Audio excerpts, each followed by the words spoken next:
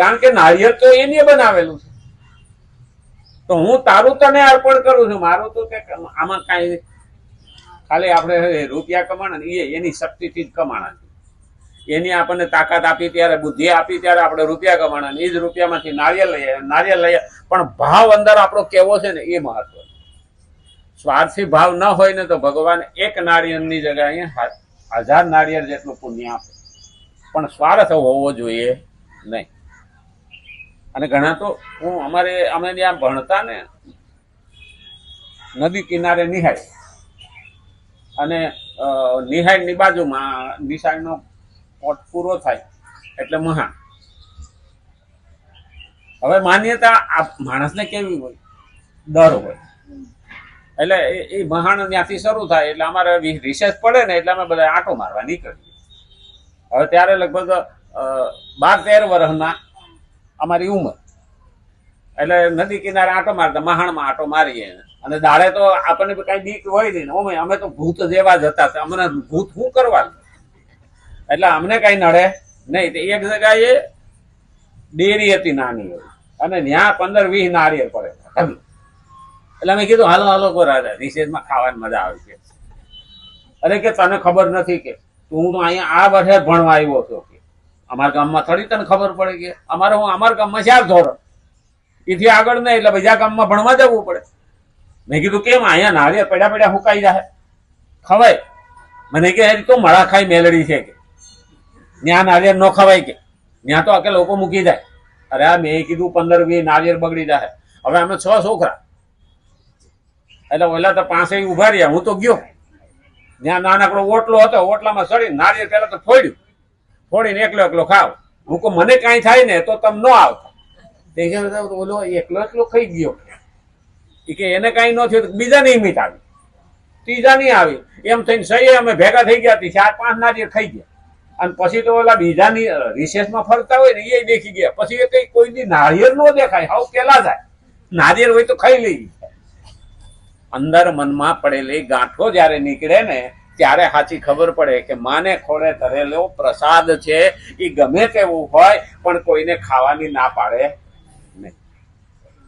આ જયારે એનામાંથી વેમ નીકળી ગયો, મને કે સારું તને કઈ ન થયું. હું પણ મને ગાંઠ અંદર નહોતી. મનમાં જે ગાંઠો પડેલી છે ને એ આપણે પેલું કરતા નથી. અહીં ઘણા નથી, આખું નારિયેળ મૂકી જતા પીપરા પાણી, આપણે લાવીને ફોડીને પ્રસાદ ન બનાવ. લોકોને અંદરથી માનસિક ગાંઠો, વેમ, જેને આપણે કહીએ વેમ, અને એ વેમ કાઢી નાખીએ ને તો મનમાંથી આ આપણો ભય જતો. અને એટલે જ કીધું છે કે એવી વાસ્તવિક માન્યતા કરવી પડે છે. આ વાસ્તવિક માન્યતાને દૂર કરવાને માટે હું કશું પણ નથી કરતો, એવી વાસ્તવિક માન્યતા કરવી પડે. મારે કરવું તો પડશે, કારણ કે ભગવાન કે હું કઈ કરવાનો નથી. અટાણે કેવું થઈ ગયું છે આજના સમાજની અંદર થઈ ગયું છે, આપણે છે ને ભગવાનને એમ કે તું કહે, અને ભગવાન એમ કે છે તું કહે. હવે બેયનો હઠ હાલે. ભગવાન કે હું કઈ કરવાનો નથી, આપણે કઈ હું કઈ કરવાનો નથી. આ તો ઓના જેવું થયું ને કે રાતને અને દિવસને ઝઘડો થયો. રાતને દિવસને ઝઘડો થયો એટલે ભગવાન પાસે રાત ગઈ કે હું અબળા છું, મને ન્યાય કરો. તો કે હું આવું છું, હું હોઉં છું, અને સૂરજ આવે છે તો મને રહેવા નથી દેતો. હા, દિવસ આવે છે તો મને રહેવા નથી દેતો. એ કે સારું, દિવસને લઈને આવી, સૂરજને લઈને આવી. જેદીનું આ સૃષ્ટિ સર્જાણી ત્યારનો ઝઘડો હાલે, હજી સુધી એનો નિભેડો આવ્યો નથી. કારણ કે રાત ક્યારે રહે, સૂર્ય આવે તો વહી જાય કે ન વહી જાય. હવે ઓલી કે મને રહેવા દેતી નથી, રહેવા દેતો નથી. તો સૂર્ય કે હું આવું ત્યારે તને કોણ ના પાડે છે, રે ને. પણ એનો પ્રકાશ જ એટલો છે કે રાત રહી શકતી નથી. જ્ઞાનનો પ્રકાશ એવો છે કે અંદર વેમ રહી શકતો નથી. પહેલું આ સમજવું પડે. જ્ઞાનને સમજીશું ને તો જ્ઞાનની જ્યોત પ્રગટ્યા પછી ઊંડા અંધારેથી પરમ તેજ તું લઈ જાય. આ તેજમાં લઈ જાય છે, અને આપણા અંદરના બધા જ વેમ નીકળી જાય. નહીં તો ઘણા એને કહેતા બલાડું આડું ઉતરું કે અપસુકન થઈ. એટલે બલાડાને હું બિસાડીને ખોરાક ગોતવા ન જાવો. બલાડા પૂછ જોઈ કે તને હું આડો ઉતરો તાર ભૂખુર્યું કે ધરાઈ ગયું. એટલે આ તો કોનું મોઢું જોયું, કોનું મોઢું આપણે વેમમાં રહીએ. આજ તો કોનું મોઢું જોયું કે આખો દાડો ખાવાનું જ ન મળ્યું, તું મને પૂછીએ. આ વેમ કાઢવાની જરૂર છે, કારણ કે આપણે જે અંદર માન્યતા રાખી છે. પેલા રાજાએ પેલો હવારમાં વાળતો તો એનું મોઢું જોયું અને પછી જંગલમાં મૃગ્યા ખેલવા ગયો તો ભૂલો પડ્યો ને આખો દાડો ભટકી ભટકીને ભૂખો રહ્યો. એટલે રાજાએ વિચાર કર્યો કે આજ તો કોનું મોઢું જોયું છે.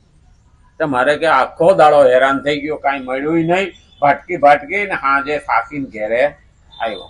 એટલે એને નક્કી કર્યું કે હા કે બોલો સફાઈ કામદારનું મોઢું જોયું. એટલે રાજા વાજાને વાંદરા એને સમજાવવા વહમાં. એટલે કે ઓલાને બોલાવો કે અને ક્યાં આને ફાંસીની સજા આપો. આજે આનું મોઢું જોયું ને મારો દાડો બગડી ગયો. હવે આ તો મૂંઝાણો. બિરબલને ખબર પડી કે હાડું મોત આવ્યું. એટલે બિરબલ ઓલાને પાસે ગયો ઘેરે કે કાલ તને ફાંસી દેવાની. હવે ઓલાને ઉઘાડે ખરી ફાંસી દે ને વગર વાંકે ફાંસી આવતી હોય. એટલે બિરબલ એની ઘેરે ગયો કે તારે એક કાલ કામ કરવાનું. તો તને કે છેલ્લી ઈચ્છા પૂછે કે ભાઈ તને ફાંસી ચડાવતા પહેલા તારી ઈચ્છા શું છે, તો તું ખાલી એટલું જ કહે દે કે મેં તો મારું મોઢું કે રાજાજીએ જોયું, મારું મોઢું રાજાજીએ જોયું તો આખો દી અનાજ ન મળ્યું, અને મેં રાજાજીનું મોઢું જોયું તો મને આ ફાંસીની સજા મળી.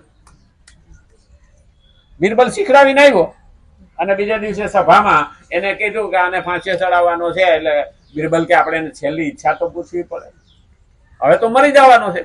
કે હા સારું બોલો. હવે ભરી સભામાં પૂછ્યું. એટલે ઓલાએ કીધું મારે બીજી કોઈ ઈચ્છા નથી, પણ હું તો આ લોકો બેઠા છે ને એને કહેવા માંગુ છું. બોલ કે મારું મોઢું તમે જોયું ને કે? તો કે હા.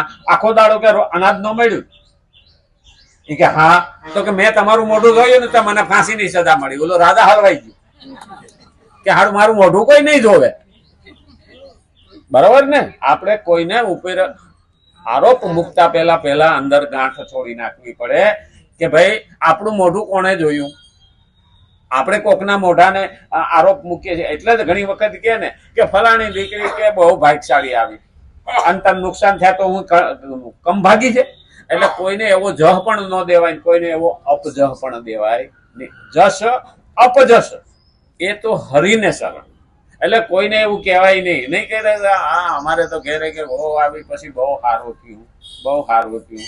એટલે ભાઈ વખાણ કરો છો, પણ ઘેર આવે વહુ જેથી પૈણીને આવે ને કંઈક નુકસાન થયું તો વહુ ને તો તમે અભાગણી જ ગણશો ને.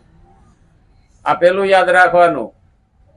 હા ઘણા જગ્યાએ મેં જોયું છે. અને પાછું શું છે, હે અમાર ઘેર બાળક નથી થતું.